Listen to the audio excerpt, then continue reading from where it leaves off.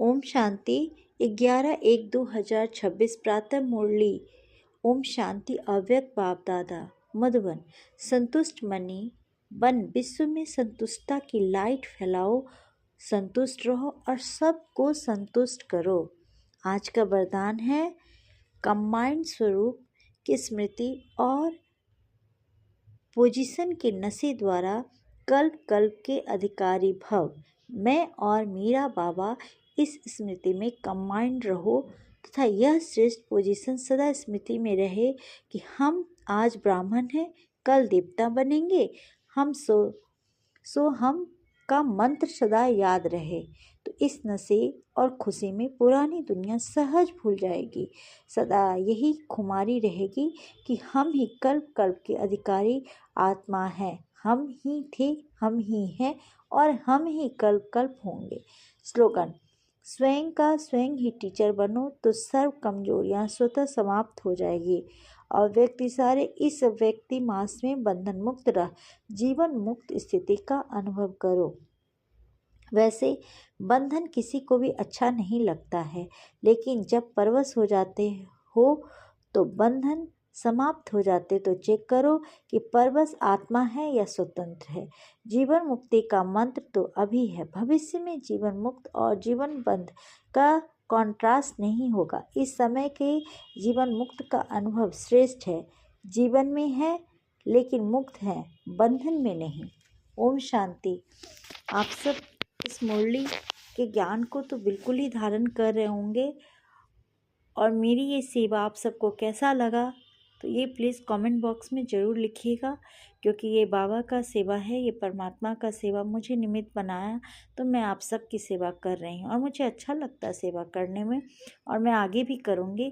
तो परमात्मा का सेवा तो बहुत भाग्य से मिलता है, लेकिन आप सबको मेरी ये सेवा कैसी लगी बिल्कुल ही आप सब कमेंट बॉक्स में देना। और छोटी छोटी बातें हैं जो मैं आप सब से हमेशा शेयर करती हूँ बाबा का अनुभव, लेकिन हमारे लिए वो छोटी नहीं, हमारे लिए बहुत बड़ी बातें हैं। जैसे छोटा मैं एक एग्ज़ाम्पल के लिए बोलती हूँ कि मुझे कभी कभी जैसे मैं भगवान के पास बैठती हूँ, बाबा के पास, परमात्मा के पास, तो कोई भी बातें मैं पूछती हूँ कि बाबा आप ऐसा हुआ है, आप इसका हल निकालना। तो उस समय तो बिल्कुल ही हल नहीं निकलता, जो सीधी सी बात है, लेकिन बाबा हल निकालने के लिए कुछ टचिंग देते हैं कि आप ऐसा करना। जैसे कि अभी हम उदाहरण के लिए मैं सोच रही थी कि बाबा का सीधा ही मैं अनुभव दे देती हूँ, तो बाबा ने तुरंत हमें टचिंग दिया, नहीं पहले मुरली पढ़ो। तुरंत अभी मुझे इतना बड़ा अनुभव मिल गया बाबा का। मैं सोच रही थी एक अनुभव शेयर करना है, तो मैं सोची कि पहले मुरली पढ़ अनुभव बोलती हूँ, लेकिन तुरंत बाबा ने मेरे टचिंग दिया मुझे और ये बताया कि नहीं पहले मुरली पढ़ लो और फिर थोड़ा सा तुम अपना अनुभव बता देना। तो ये अनुभव मुझे तुरंत आया और मैं आप सब से शेयर की कि बाबा का टचिंग तुरंत होता है कि कैसे हमें क्या करना चाहिए, किस समय क्या करना चाहिए। तो आप रोज़मर्रा के दिन में जो भी होमवर्क करते हैं, रात में, दिन में, सुबह में, बाबा को थोड़ा बता दीजिएगा। उसमें क्या होगा कि आपको बहुत ही आराम से आपका होमवर्क बहुत तरीके से हो जाएगा, आपको पता नहीं चलेगा। कभी कभी हमारी परिस्थिति हमारे अनुकूल होती है, हमारे अनुसार नहीं होती है, लेकिन जब बाबा आपके साथ रहते हैं और बाबा का साथ ही हमें परिस्थिति को इतनी आनंदमय बना देती है कि हमें पता नहीं चलता है कि हम कैसे कर लिए ये काम।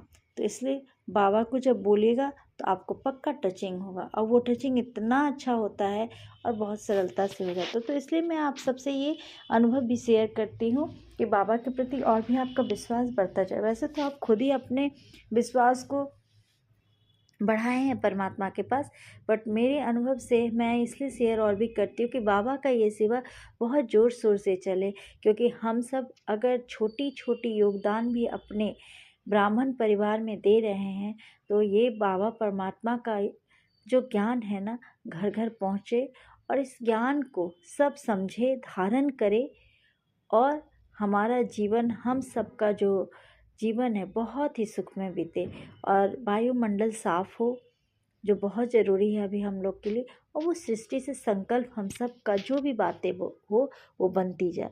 इसलिए मैं आप सबके साथ ये शेयर करती हूँ। तो प्लीज़ आप सब किसी और के साथ शेयर करिए इसको आगे चला के। अच्छा लगेगा मुझे, ये योगदान हम सबको मिलके करना है।